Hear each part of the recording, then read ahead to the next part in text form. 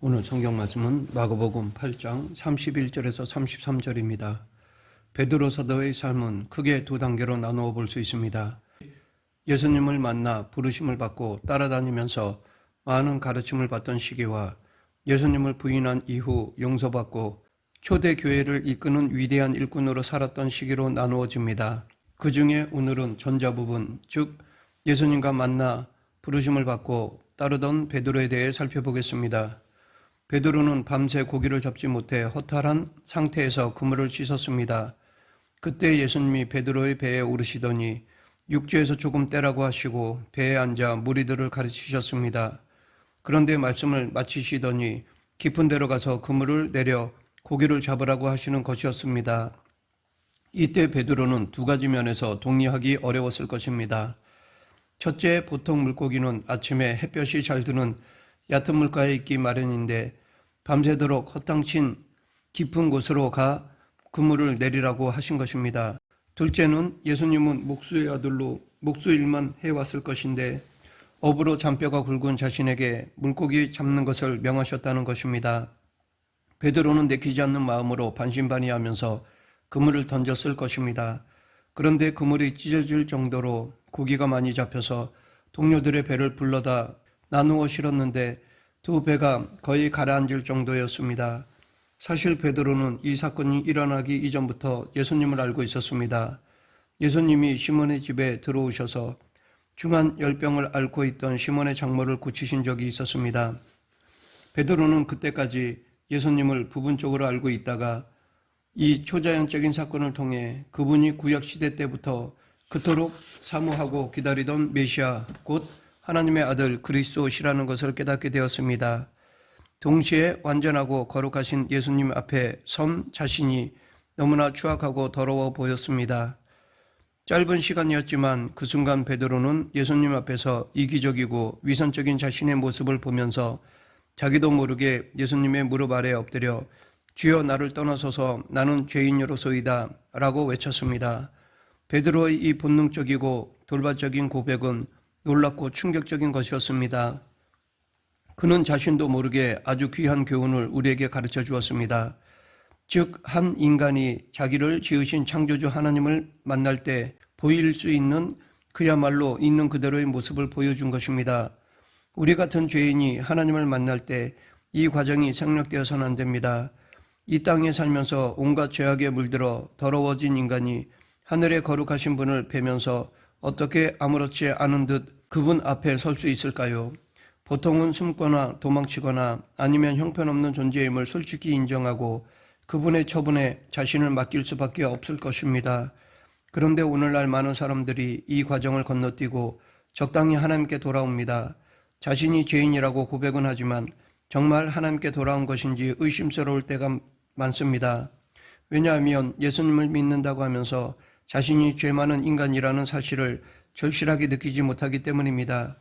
베드로처럼 자기가 죄인이니까 떠나달라고 할 만큼 자기의 더러움과 비참함을 깊이 깨달아야 합니다. 이것이 구원으로 가는 첫걸음입니다. 이런 깨달음이 있어야 하나님께 진심으로 용서를 구합니다.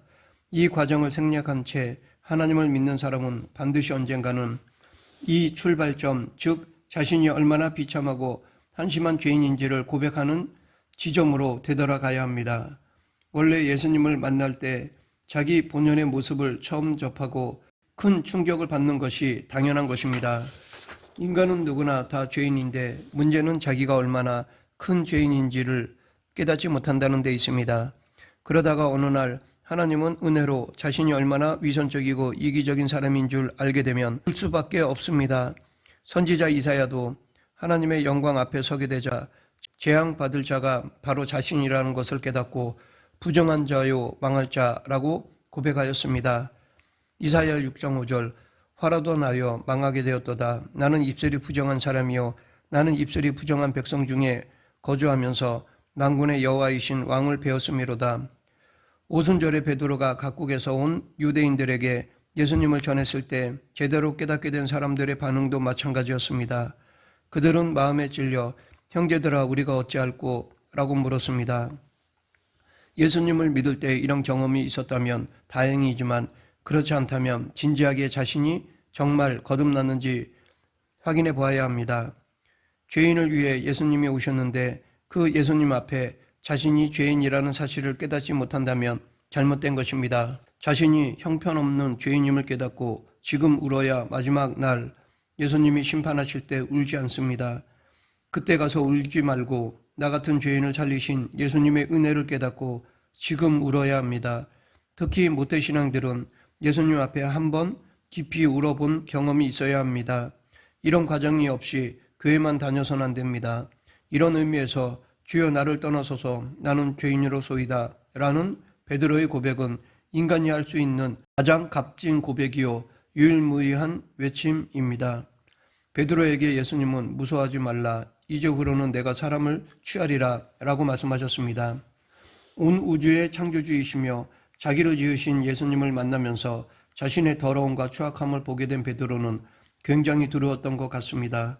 그런 베드로에게 예수님은 무서워하지 말라고 하시면서 이제부터 사람을 낚는 어부가 될 것이라고 말씀하셨습니다. 베드로가 자신이 죄인임을 고백하면서 회개했을 때 예수님은 이 말씀을 주셨습니다. 이것은 곧 회개하여 울어본 사람만이 사람 낚는 어부가 될 수 있다는 것입니다. 이렇게 베드로는 제대로 회개했기 때문에 배를 육지에 대고 모든 것을 버려두고 예수님을 따를 수 있었습니다. 지금 우리도 하나님의 일을 하고 싶다면 먼저 자신의 죄부터 철저히 회개해야 합니다. 회개 없는 자는 절대로 남을 회개의 자리로 인도하고 천국으로 이끌 수 없습니다. 그러하기에 하나님이 왜 나를 사용하지 않으시나 묻기 전에 회개하지 않는 자신의 강팍함을 먼저 성찰해 보아야 할 것입니다. 베드로는 주님의 신실한 일꾼이자 초대교회의 지도자였지만 사역 초기에는 좌충우돌하면서 다듬어지지 않은 말과 행동 때문에 꾸중도 많이 들었습니다. 예수님이 가이사랴 빌립보에서 제자들에게 사람들이 자기를 누구라고 하느냐라고 물으시자 그들은 세례 요한, 엘리야, 예레미야나 선지자 중 하나라고 한다고 대답하였습니다. 이어서 예수님은 제자들에게 너희는 나를 누구라 하느냐라고 물으시자 베드로는 주는 그리스도시요 살아계신 하나님의 아들이시니이다 라고 대답하였습니다. 이 고백을 들으신 예수님은 자기 일을 아무에게도 말하지 말라고 하시면서 인자가 많은 고난을 받고 장로들과 대제사장들과 서기관들에게 버림받아 죽임을 당하고 사흘 만에 살아날 것을 말씀하셨습니다. 그러자 베드로가 예수님을 붙들고 항변하였습니다. 예수님은 그런 베드로를 사탄아 내 뒤로 물러가라 내가 하나님의 일을 생각하지 아니하고 도리어 사람의 일을 생각하는 도다 라고 꾸짖으셨습니다. 여기서 항변하매와 꾸짖어는 같은 단어입니다. 결국 베드로는 예수님을 붙들고 꾸짖다가 예수님께 꾸지람을 받은 것입니다. 사탄아 내 뒤로 물러가라고 하신 말씀은 베드로가 한 행동이 사탄이 원하는 것과 같다는 뜻, 즉 하나님의 일을 생각하지 않고 자기 일을 생각한다는 의미입니다. 하나님의 일은 어떻게 되든지 말든지 내 생각만 하는 것은 사탄이 기뻐하는 일입니다. 예수님은 하나님 나라와 온 인류의 구원에 관한 일을 예언하셨는데 베드로는 인간적인 감정을 먼저 생각하여 스승이 죽으면 안 된다고 항변했습니다. 그런데 사랑하는 스승이 죽는다는데 죽지 말라고 말하는 것이 그렇게 잘못된 것일까요? 우리가 명심할 것은 이런 것까지 마귀가 노린다는 사실입니다.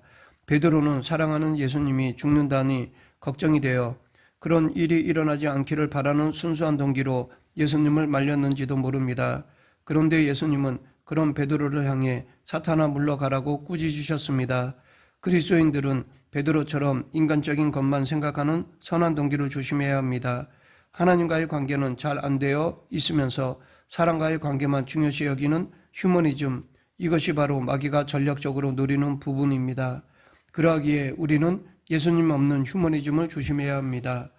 예배는 지각하거나 빠져도 세상적인 모임에는 꼭 참석하는 사람, 직장의 경조사나 가족의 대소사를 챙기는 일로 예배를 등한히 여기는 사람, 예수님을 섬기며 하나님의 나라를 확장하는 일보다 자기가 하고 싶은 일을 먼저 하는 사람, 신앙생활을 한 지 10년 혹은 20년이 되어도 하나님보다 자기가 먼저인 사람, 친구 사이의 의리는 엄청 중요하게 여기면서 하나님과의 의리는 안중에도 없는 사람, 하나님 앞에서 기도는 대충 할지언정 사람들을 만나 위로하는 일에는 무척 신경을 쓰는 사람, 이 모두 다 조심해야 합니다. 그 무엇 그 누구보다 하나님과 먼저 친해져야 합니다. 가족을 당연히 사랑해야 하지만 하나님과의 관계보다 우선시해서는 안 됩니다. 성도는 말과 행동이 성경으로부터 흘러나올 수 있도록 성경을 많이 연구하여 성경에 정통한 자가 되어야 합니다. 세상의 경험과 지식, 인본주의적 관점을 가지고 신앙생활을 하면 안 됩니다. 그렇게 되면 동기는 좋을지 모르지만 결과적으로 하나님과의 뜻과 반대되는 행동을 할 수도 있기 때문입니다. 예수님은 잡히시기 전 겟세마네 동산에서 피땀 흘리며 기도하시는데 베드로를 비롯한 제자들은 자고 있었습니다. 될 수 있으면 이때가 지나가기를 간구하시던 예수님은 기도하시다가 돌아와서 베드로에게 시몬아 자느냐 내가 한 시간도 깨어 있을 수 없더냐 시험에 들지 않게 깨어 있어 기도하라 마음에는 원이로되 육신이 약하도다 라고 말씀하셨습니다.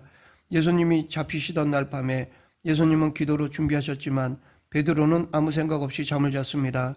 예수님과 함께 겟세마네 동산까지는 갔지만 그는 기도하지 않았습니다. 기도하는 자리에 가는 것과 기도하는 것은 다른 문제입니다. 기도에서 중요한 것은 기도의 중요성이나 응답받는 기도 방법과 같은 기도에 관한 이론이 아닙니다. 실제로 하나님께 기도하는 것이 중요합니다. 예수님이 잡혀 가시자 베드로는 뒤따라가서 예수님이 끌려가신 대제사장의 집 아랫뜰에 서 있었습니다. 그런데 그 집의 여종이 베드로를 알아보고 너도 나사렛 예수와 함께 있었도다 라고 말하자 베드로는 아니라며 완강하게 부인하였습니다. 도망가는 베드로를 보고 그 여종이 옆에 있는 사람들에게 베드로가 그 도당이라 하자 그는 또 부인했습니다. 조금 후 곁에 서 있는 사람들이 다시 베드로에게 예수와 같은 도당이라 하니 베드로는 저주하고 맹세하면서 너희가 말하는 이 사람을 알지 못하노라 라고 강하게 부인했습니다. 베드로는 예수님께 다 버릴지라도 나는 그리하지 않겠나이다 라고 고백했습니다. 다른 사람들은 몰라도 자기만큼은 예수님을 버리지 않고 끝까지 함께 할 것이라고 장담했었습니다. 마가복음에서는 내가 주와 함께 죽을지언정 주를 부인하지 않겠나이다 라고 한 번 더 힘을 주어 말하기까지 하였습니다.